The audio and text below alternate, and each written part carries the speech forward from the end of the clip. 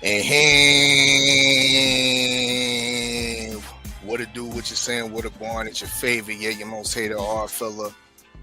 And this is the US6 Fight Previews, Week 9, Season 2.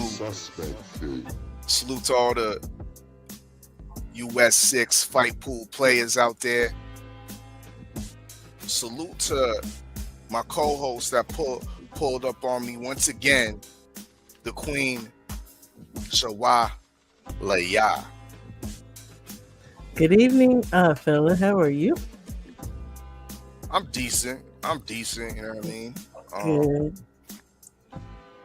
This episode will be somewhat truncated, somewhat brief, due to the fact that we only have two fights of real significance, I would say, this week. Correct. Do you have any other fighters that aren't on the card that you'll be looking out for this weekend? As in on the undercards? Yes. Usual suspects. I'm not sure. I think so. Look, you caught me a little unawares there, sir. I might have to get back to you on that one. Indeed. Well, let's get into the leaderboards for after week 8. Once again, we got TD Sports. It's a usual holding the crystal ball for what, 3-4 weeks straight? Yes, sir. 51 points. Stellar record of 23-7. Only 7 crows eaten for TD Sports. You know what I mean? So salute to him holding down number 1. Queen 71 is shot back up to number 2. She had a great week. Week 8. And she's risen to 46 points. I as well had a crowless diet on week 8, and I've tied. We're both tied for second place. Me and Queen 71 with 46 points. Ricky 905 is holding down the third spot with 45. Same record, 22-8. Michael Ray is in 4th position with 43 points. Shout out Stay Ready Mac. Stay Ready Mac's been making a quiet climb, and he's now middling. Number 5 right now, just 2 points behind Michael Ray with a 21-9 record. D-Man Jr. coming in at number 6, 40 points, 20-10 record. And here go 503 Lion, making this climb, you know what I mean? Making this climb. He had a good week as well, a crowless week for 503 Lion. And he's tied with D-Man with 40 points. The Good Doctor has been making a rapid decline. I think he had 2 crows eaten over the week. You know what I mean? Like I said, I don't know why he picked that one pick. I'm trying to think who he picked, and we told him like, nah, bro, he shouldn't have did that. You know what I mean? Yeah, he had to suffer 2 crows over the weekend, and it's dropped him to number 7. But you have rose from the doldrums, the basement, and moved ahead of D Free, and you are now tied with the Good Doctor with a 19-11 record, 34 points. You know what I mean? Salute to the Queen. You know what I mean? And the rookie D Free is at the bottom spot, number 8, with 30 points and an 18-12 record. And that sums up the leaderboards for week 8. Yes, sir. Once again, we will be talking about all championship fights, Reggie Belt fights, certain main events, important divisional matchups. That's how it goes down And that's what we pick on in the US6 Fight Pool. Once again, if y'all are interested, y'all love picking boxing, y'all love discussing and talking boxing, join the league. Join the league for season 3, starting in the new year, starting in I believe the second week of January. Get in tune. Let me get the caption up. You know what I mean? Make sure y'all follow us on Instagram, US6 on IG. You know what I mean? You can also visit the website, usualsuspect6.com, to get more information on how to join. It is a $15 entry fee for your 14 weeks of playtime. You know what I mean? Your 14 weeks of pick'em. But that $15 gets directed to the winner of the season. You know what I mean? All the funds get directed to the winner, the number one ranked player for every season in a dig, as well as the cash prize or the cash pot. You will be receiving the championship jacket, the usual suspect 6 Letterman jacket as well. You know what I mean? So yeah, that $15 could go a long way. But let's get into these fights. Once again, it's a short, definitely a short week. We got, I think I'm right on that. It should, that fight is on Friday. Flaz against Johnson was Saturday. Pro box card, correct? Yeah, okay. I mean, so yeah, we got two fights on deck. We'll start off with the Friday feature. Nicklaus Flaz against Delonte Tiger Johnson. Let me pull a box rec up. Okay. And Johnson is a replacement. I don't know why I'm having a brain fart with this gentleman's name. Matter of fact, he's the same gentleman who fought Joel Hackett when he moved up to 47. When he it's a usual Peter Dobson. Peter Dobson was Peter Dobson. Yes, you're right. Peter Dobson was originally scheduled as the B-side against Nicklaus Flaz. Correct. Nicklaus Flaz, 15-2, 10 KOs, been stopped once. Puerto Rican fighter, 29 years old. Decent size for a welterweight. He is 5'9", 72-inch reach. Perusing through his resume, took an early loss back in 2017 against an undefeated Russian fighter, Nurmatov, 4-0. Not hating on that. But you see, he's been stopped and got cold clocked in the first round by Janilson Boca Chica. Yeah. Now everybody that loves to hate on Brian Norman always want to bring up Boca Chica.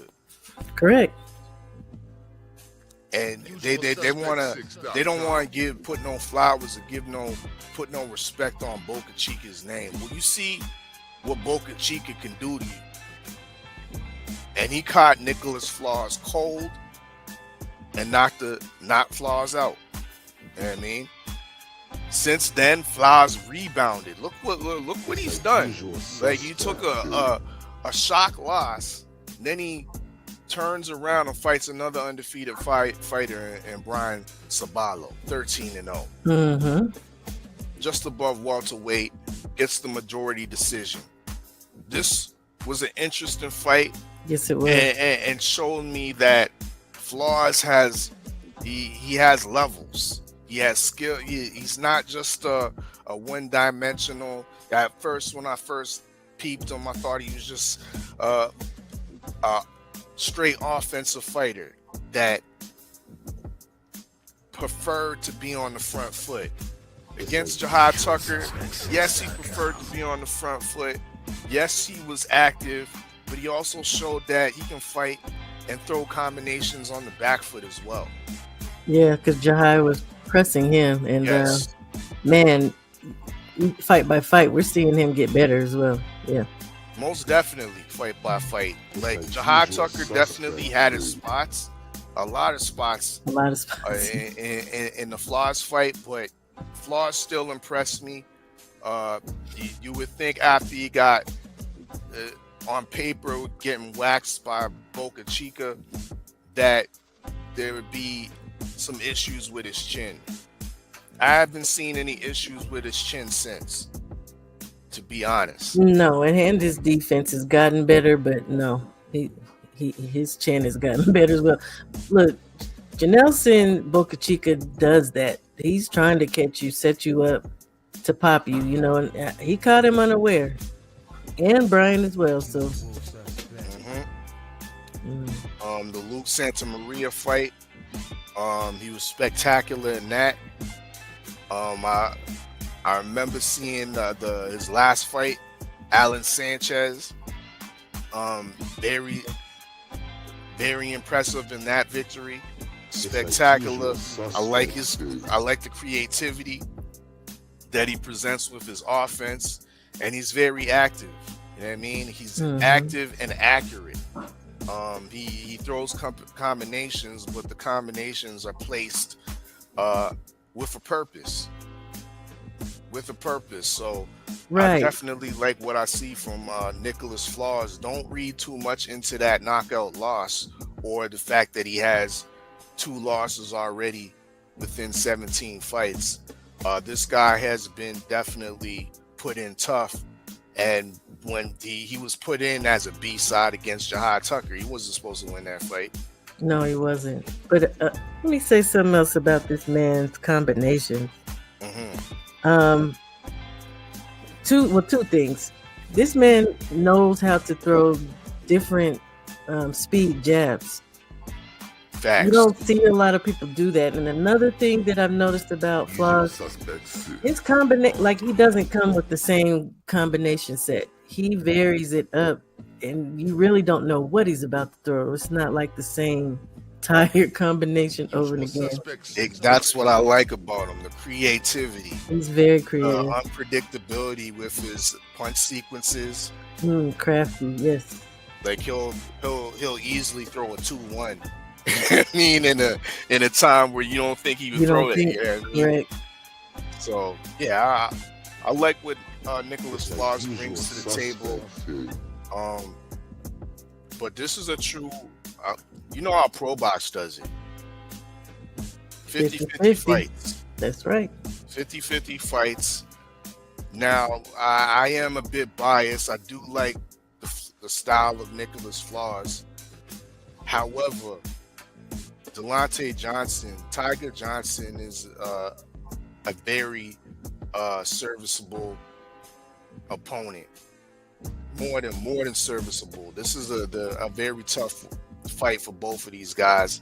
I think this type of fight between these type of middling contenders it's almost like, to me, like a pre-elimination bout. Yeah.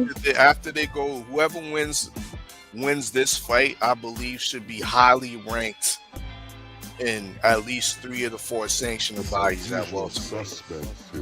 This is a tough fight for both, and they should be credited as such. But Delonte Johnson, 16-0, with the 7 KOs. He's 27 years old. Great height for the welterweight division at 5'11". Has a shorter reach than Nicklaus Flaz though, with 71. Coming out of the land, Cleveland, Ohio. Cleveland. He also has a victory over Janelle Boca Chica. Indeed. A clean victory. This doesn't look like he was knocked down or nothing like that. It looked like He wasn't, but I don't know if you recall, this fight was notorious for some things. One, Top Rank making a whole round of Coach PJ all up in his face, and clearly frustrated because Tiger wasn't listening. Yeah, that was just really, I was not impressed with Top Rank for that. And I believe it was their last card on ESPN. Yeah.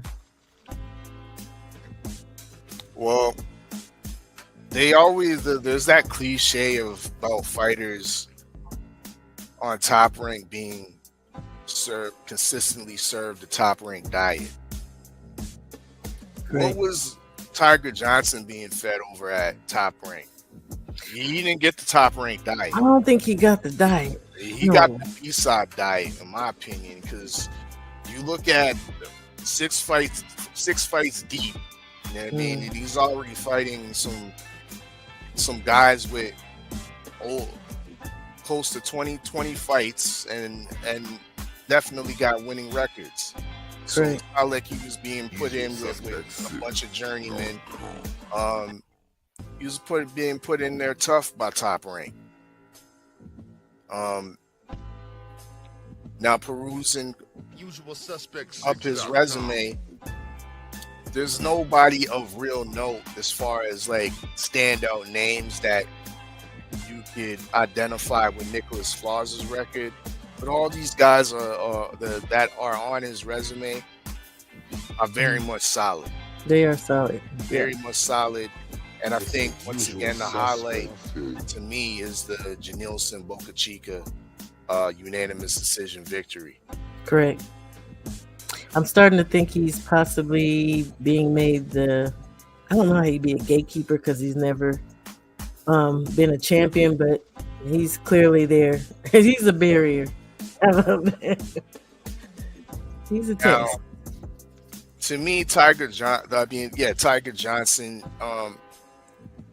he's reminiscent, or I compare him a bit to like a guy like Kenneth Sims Jr. Great boxing ability, you know what I mean, but not a lot of pop. And in order for a guy like Kenneth Sims or a guy like Delonte Johnson to win a fight against a like opponent on their level, they're gonna have to box their ass off. And he has that in him. I mean, clearly 16 and I mean, and we're talking about opponents who are not just some punks. So yeah, he's able to box very well. I kind of like that comparison to Kenny Sims because he has great ring generalship, and so does Kenny. The good footwork, good combinations, and punch placement. So yeah, I like that comparison. Just not enough pop. Just not enough pop. I think this fight's gonna come down to who's able to execute. Who's able is Delonte Johnson. Is Tiger Johnson effectively be able? Will he be able to keep the distance? Will he be able to outmaneuver and box Nicklaus Flaz? Will he be able to withstand the creativity and the activity that Nicklaus Flaz is going to present? Will Delonte Johnson be able to change the game plan a bit? Because one thing I noticed that's a flaw with Nicklaus Flaz is that he seems a little bit susceptible on the inside. His inside game seems a little bit unrefined. We saw that in the Jihad when he fought Jihad Tucker. As soon as Jihad Tucker started pressing him, Jihad Tucker on the inside, he was getting the better of the exchanges. Does Delonte have that in his DNA to work on the inside? Well, he does. If he's not able to outpunch and outbox Nicklaus Flaz from the outside and mid-range. He definitely does, yes. And he's a good body puncher too. Shout out to him because he has a very, very nice right hook to the body. He does. So. Usual suspects. This will be definitely be interesting.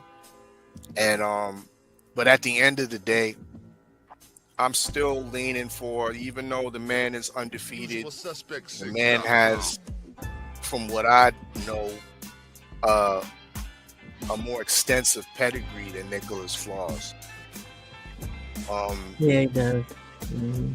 Is younger, is taller. I still give the slight edge to Nicklaus Flaz to win this fight.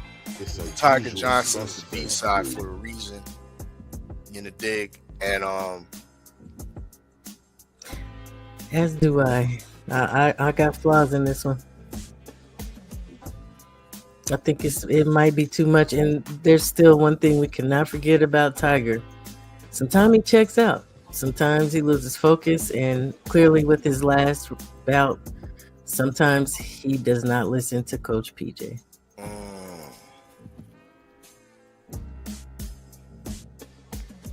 Indeed. You know what I mean? So we both are leaning with Flaz for this Friday night fight.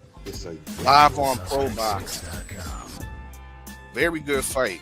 Nicklaus Flaz versus Tiger Johnson. Like I said, this is a important matchup in the welterweight division. The winner of this fight should be highly ranked in all the same major sanctioning bodies, in my opinion. I agree. It's a usual suspect.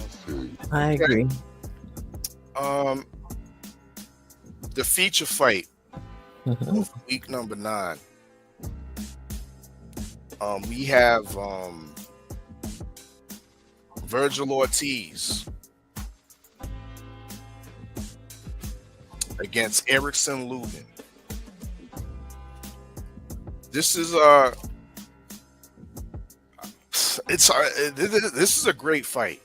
It's excellent. It's a great fight, and I don't know what Vegas is on right now though, because Vegas gives Lubin a 17% chance.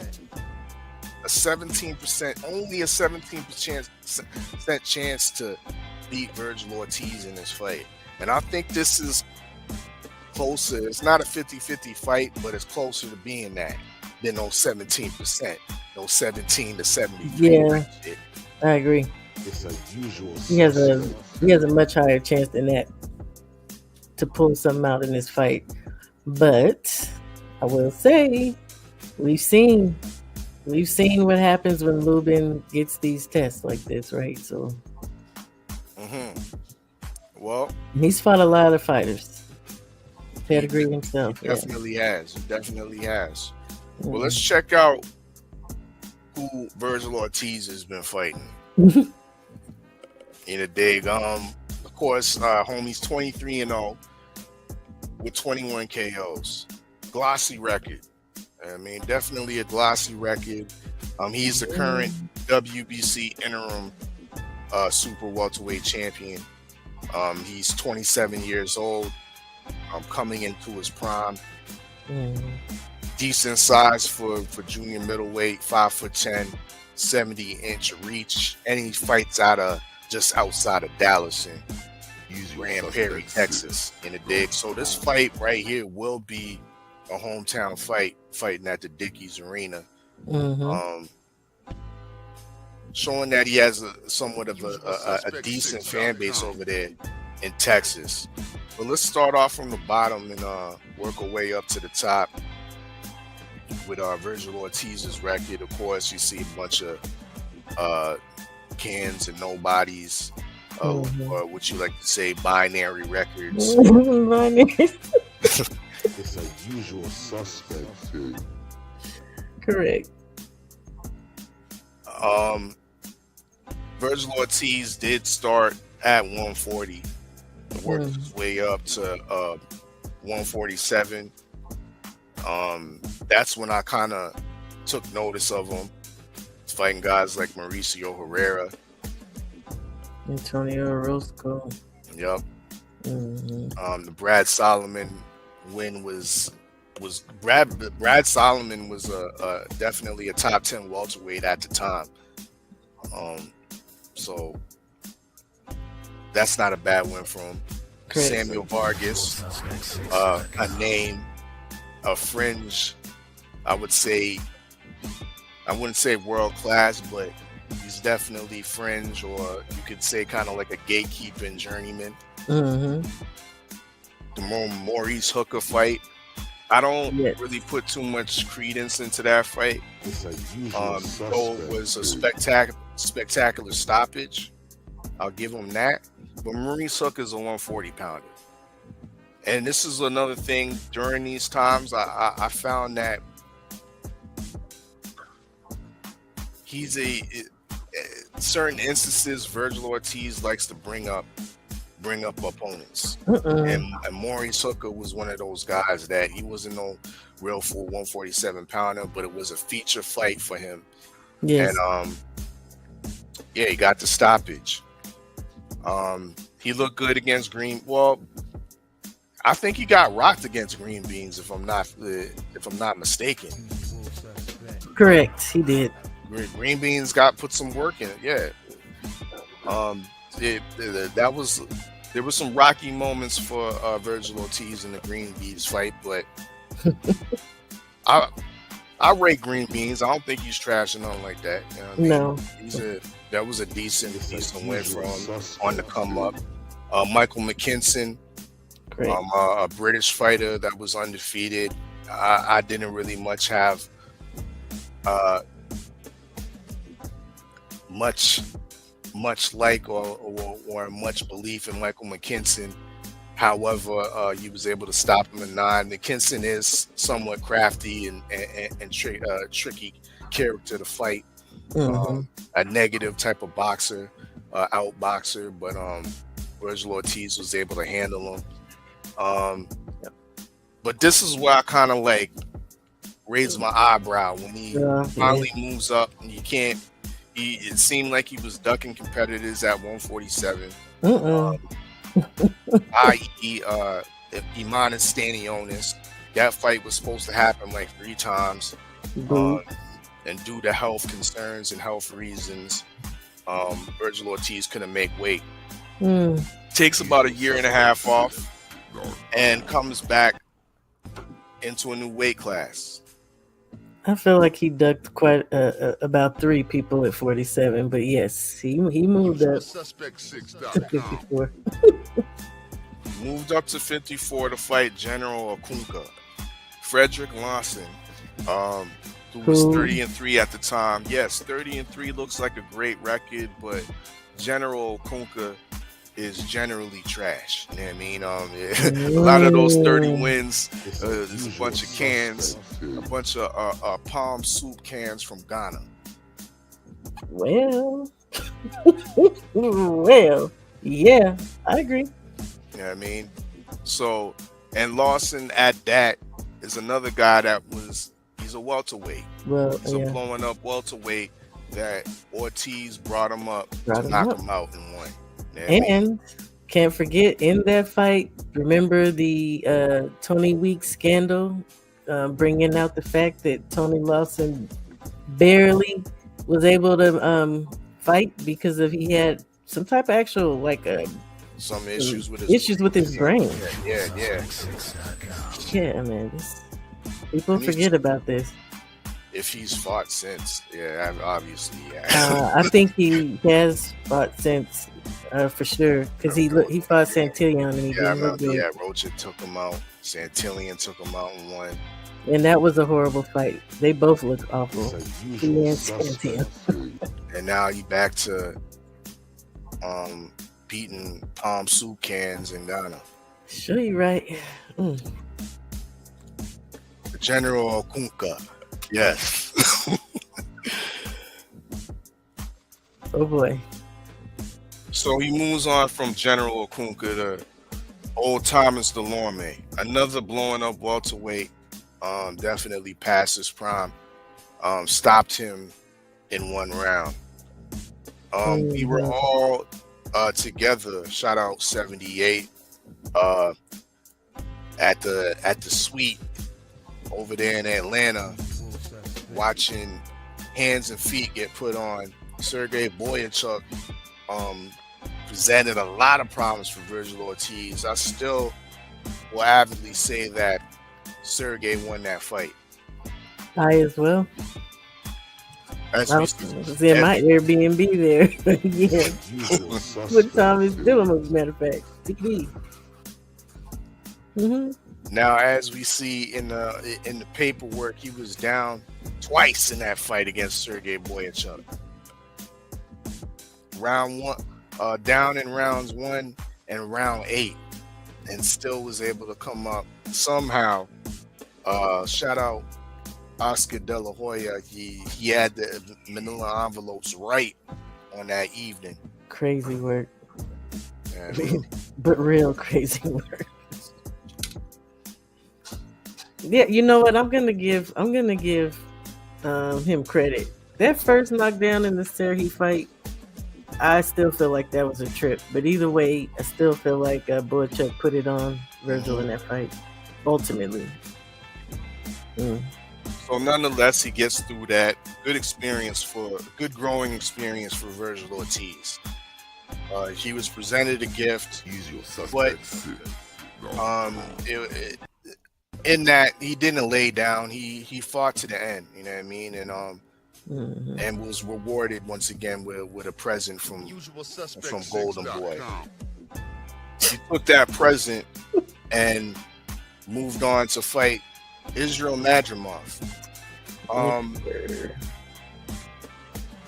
I believe when I picked this fight, I had Madrimov easily winning. Before or after? It's a usual Before. suspect. Before Going into this fight, I had Madrimov easily beating Vergil Ortiz, and of course, it didn't turn out to be that way. can't recall, but I Madrimov probably almost looked flat. Didn't look like the same guy that was in the ring, perky jerky style against Bud Crawford. That was presenting the same type of problems. Didn't look like that against Vergil Ortiz. Vergil Ortiz, in my opinion, dominated Madrimov. I think so as well. That's actually when I start liking Vergil. And yeah, Madrimov, it just came off a loss. So he actually took really 2 hard fights from Bud to Ortiz. So shout out to him. He said he was sick, so maybe that's why we saw a flat Madrimov. Yeah, maybe a lackluster. Yeah, Madrimov, maybe. However, yeah, to me, he still got dominated, and that's a good win, a great learning win for Vergil Ortiz, having a guy like Madrimov under your belt, who is a former champion as well, former WBA champion before he lost that to Bud. Bud, correct. So this I think puts him in good stead coming into this fight against Erickson Lubin, who will assess right now 27-2, 19 KOs. Both of his losses have come by stoppage. The Hammer Lubin is 30 years old, and I think that his height's a little bit underrated. When I look at Lubin, I always think he's like a 5'9", 5'10" guy, but he's a good 5'11", 6 foot. I've seen him listed as 5'9" somewhere as well, but I think we could get 5'11" for sure, especially with that reach. But So to be honest, his body, he has like the body of a guy that's 5'8", 5'9". I agree. But Lubin got a huge cranium. Let's be real.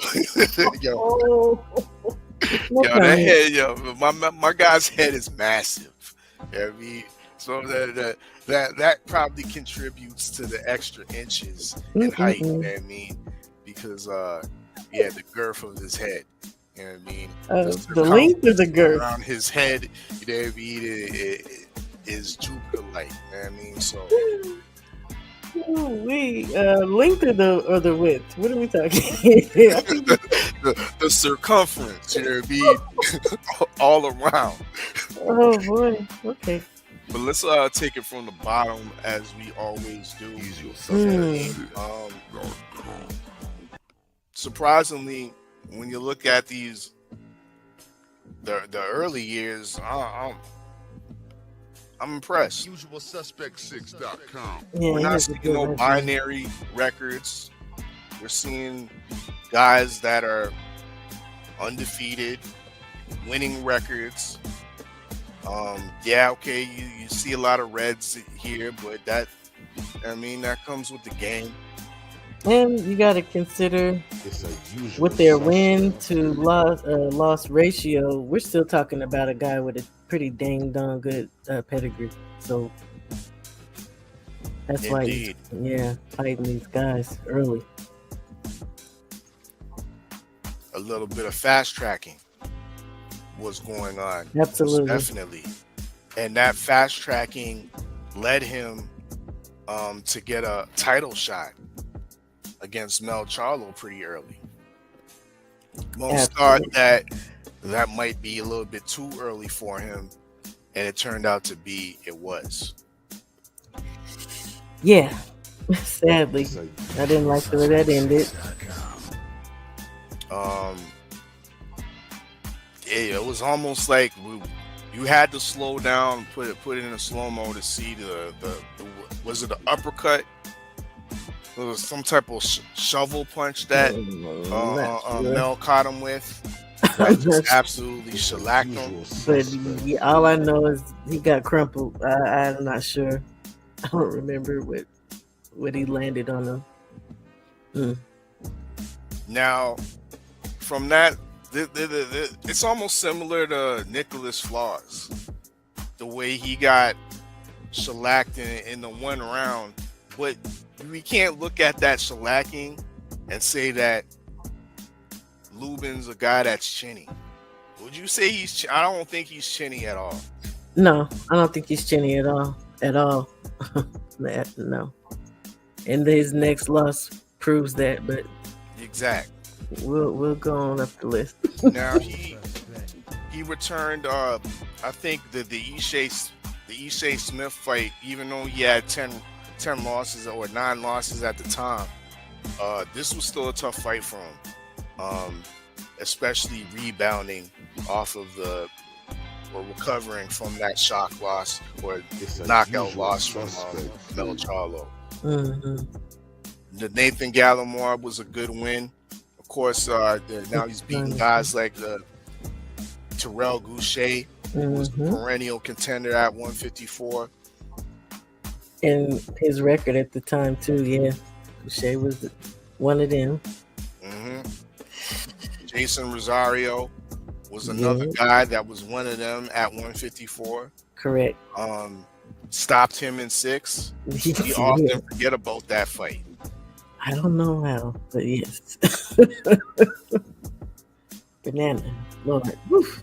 So Gallimore to Goucher to Rosario to Fundora. Resume. Yo, this is a solid resume. It is. In the Fundora fight, I think Fundora was down at least once in the fight. He was in round 7. Yeah, there you go, round 7. You know what I mean? So this was a very competitive fight. There's still speculation on if Fundora was on some dirty shit. I never heard that. Yeah, because they were Team Lubin never seen his face swell up like that. It was bad. And the swelling it seemed a little bit extreme. So they're like, it was there's a little something extra in these man's gloves, or did they put some type of substance on the motherfucker's gloves? Up like that. There was some conspiracy behind the type of damage that he sustained. Not so much the beating, but the lasting damage that he sustained from Fundora. But once again, he got stopped in that fight, but showed a great chin. Absolutely, which is why, we can't say this man doesn't have a chin. And even with his face bumped up the way it was, he dropped that man in the 7th round when his face was, and it got worse. But yeah, it was bad. It was bad. It made me not really like Fundora, to be honest. And I wasn't privy to the possible questions surrounding that at the time. Interesting. Now, from the Fundora loss, he rebounded. Another tough competitor at 154, Luis Arias. Yes. Stopped him in 5. Incredible. I like that. Great win against Jesus Ramos Jr. Controversial a one. guy that apparently boots ducked or was trying to he was looking for the uncle instead of for the nephew. Same. Then it became it's for both of y'all. It's for both of you. Yeah. Well, Lubin went for the nephew as the coming in as the B side, mind you, and watched him. You know what I mean? Yeah, people were not happy with that. But that fight in particular, I absolutely picked Jesus. I put money on him, and I still felt like Lubin won. I felt like he did that. So great wins, great resume we're seeing compiled by Erickson Lubin. His most recent fight against another undefeated fighter at 154. Not as, I would say, established or hyped as guys like Jesus Ramos Jr. or like a Rosario or even a Terrell Goucher, but he was undefeated and is a serviceable boxer. Ardell Holmes got stopped in the 11th round. From what I can remember of the fight, I think it was pretty much one-sided, and Ardell Holmes was pretty much trying to survive to the 12th round. Am I right on my assessment of that fight? I do feel the same. Again, some people seem to be taking issue with how Lubin looks, but I don't think they're giving credence to the fact that he had been out the ring for a little bit. So it was some rust to be worked off, at first. But yeah, Ardell was he was surviving. Staying alive. Yeah. Indeed. So that Ardell Holmes fight leads us into the Vergil Ortiz fight. So both of these guys, to me, they've been fighting credible opponents. Indeed. They've been active, and to me, this comes off as somewhat of an even fight, even matchup. However, doesn't mean I'm not leaning towards one or another. And unfortunately, of course, I'm gonna be rooting for Erickson Lubin, but when I see odds being posted by Vegas saying that they're giving once again a 17% chance of Lubin winning this fight, you gotta heed those warnings from Vegas. Yeah, I agree. Definitely got to heed those warnings from Vegas, but it wouldn't be out of the question to drop a couple shillings on Lubin, being that he's a major underdog because in this fight when he shouldn't be.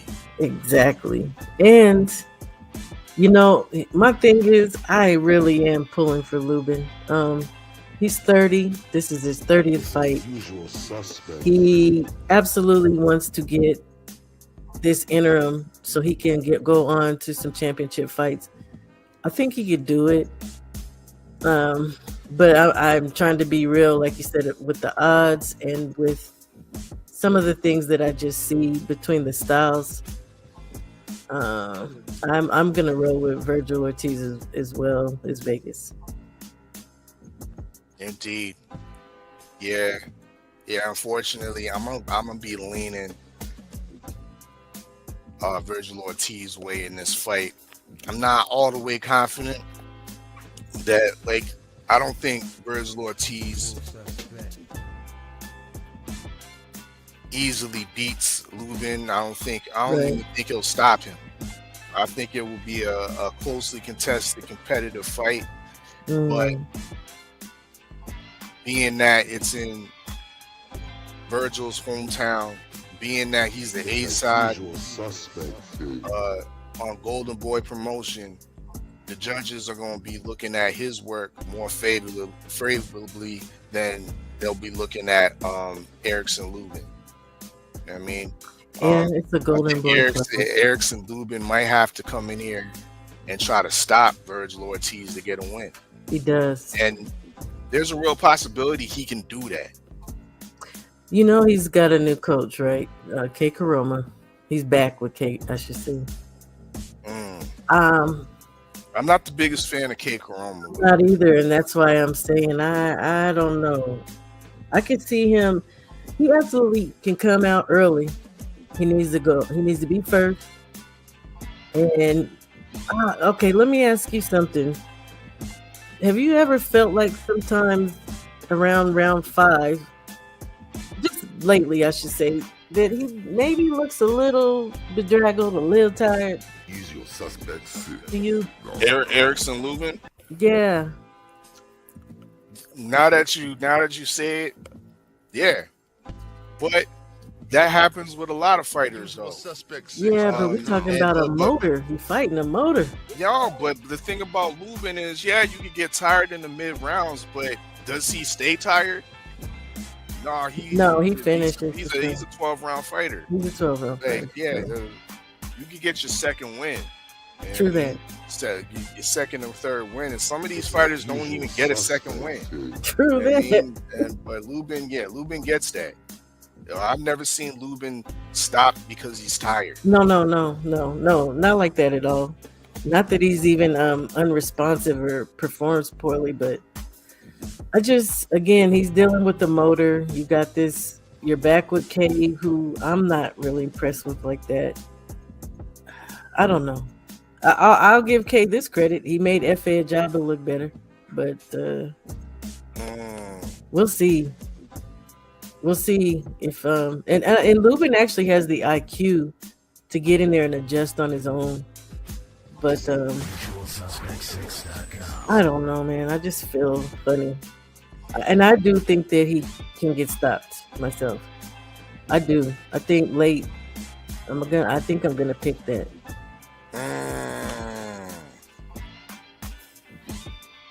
Yeah. It's just certain things I'm seeing. It's possible. We gonna see. Lubin is not no punk, and he's not a pushover though, and he's actually a great boxer. Yeah, I hope he comes through with the victory in this one. I really do. He just going through his resume, we see the work that he's put in, and yeah, he's real deserving of a title shot. Definitely, if he's able to defeat Vergil Ortiz. But once again, I'm gonna be leaning with Ortiz to get the victory in this one. Unfortunately, the undercard's not too great. I'm not. You know what? I'm not upset with it. You asked me earlier. I'm not upset with this. Looking forward to seeing Darius Fulgham. Yeah, against David Stevens, I believe. My Joshua Edwards, heavyweight prospect. Yep. And Amari Jones, former DHP fighter. Yeah. Okay, who's he fighting? Is he fighting somebody of note? Is he Shaden Gamore? Okay, that's not a bad opponent. Shaden Gamore. Nobody probably knows who he is. I've heard this name before. I know who he is because I actually seen him fight live in Toronto. He fought, you know who Stevie Rolls is? Yes. I went to see a Stevie Rolls fight. He was headlining in Toronto and he was fighting that dude.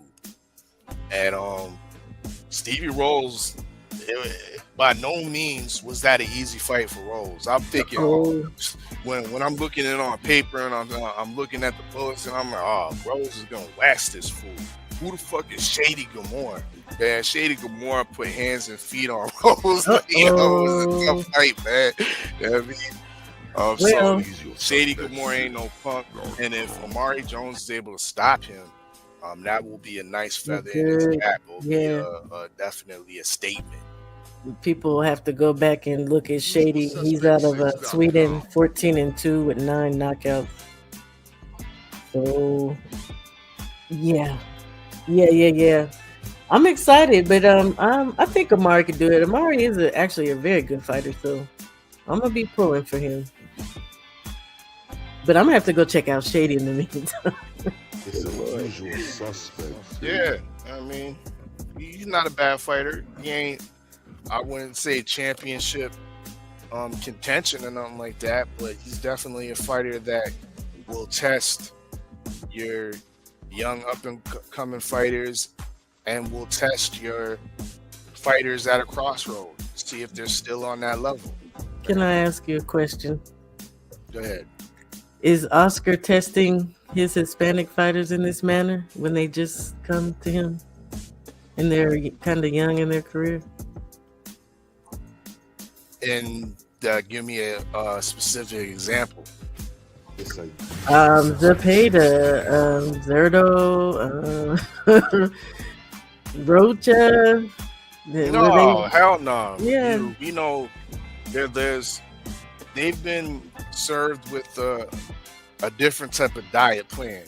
I mean, you see Zerto he ain't fought nobody for like 35 fights. He went undefeated before he started fighting. Exactly my point. But you look at Jaime Munguia, the same type of diet plan.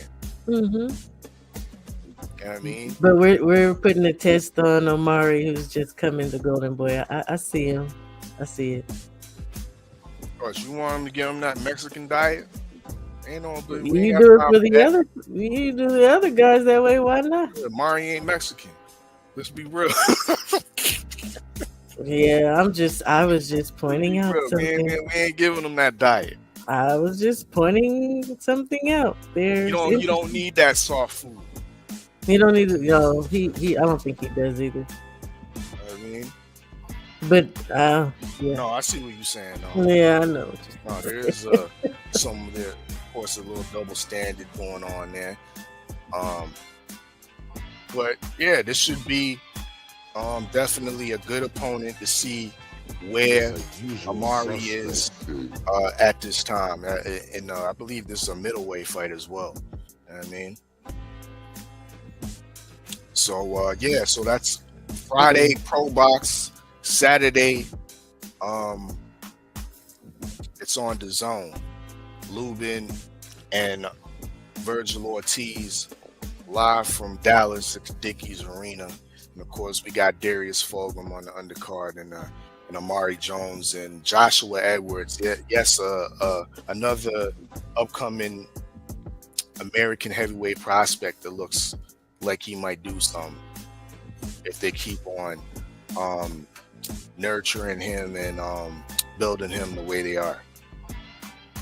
Right. I hope they do. Indeed. Well, that comes to the end of another US6 Fight Preview.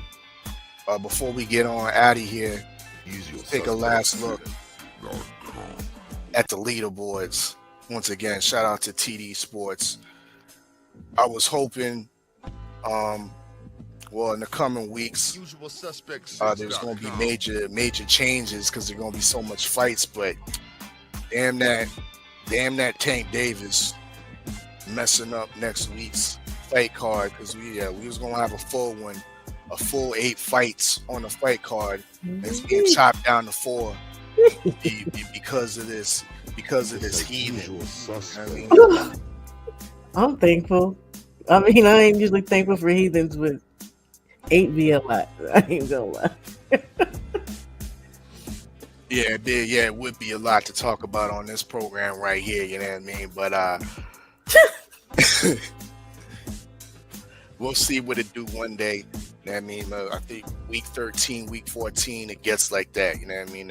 It's pretty thick. You know what I mean? So Y'all make sure y'all continue to tune in. Make sure y'all subscribe to the US6 Sports and Entertainment Hub.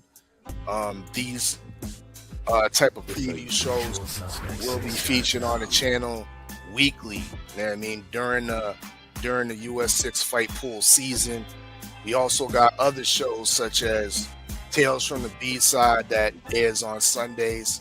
And look out for shows like Conversations with KG, you know what I mean, on the US6 Sports and Entertainment Hub.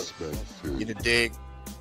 Shawa, let them know you just did a live earlier today. I believe you was cooking on Hannah, the Hannah Gabriel situation. I think you're also doing some game tape. You're breaking down some game tape. Haney, a little bit. Look, we gonna get off into that later and soon because we got 3 weeks. So yes, we're gonna get off into that. Great welterweight fight is bearing down on us. You know what I mean? To start to kick up the talk on that and the debate and the back and forth. But yeah, tell the people what you got going on. I'm actually having a revamp of my channel, new name, new look. Stay tuned and I will be letting you know soon the name, and you'll see the look, right? You want to catch up with me for now? That is Shawa La Ya 77. Ya 77, all one word. Catch me on IG, T_money 77SF.